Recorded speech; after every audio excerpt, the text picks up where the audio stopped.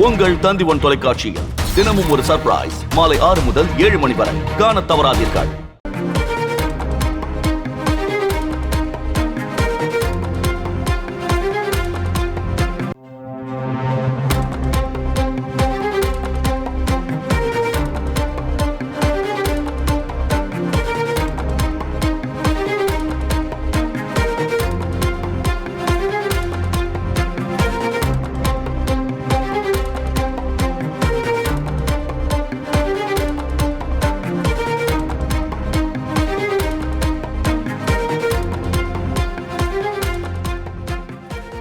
ஜம்மு காஷ்மீரில் மொத்தமுள்ள 90 சட்டசபை தொகுதிகளில் முதற்கட்டமாக 24 தொகுதிகளுக்கு இன்று வாக்குப்பதிவு என்பது நடைபெற்று வருகிறது.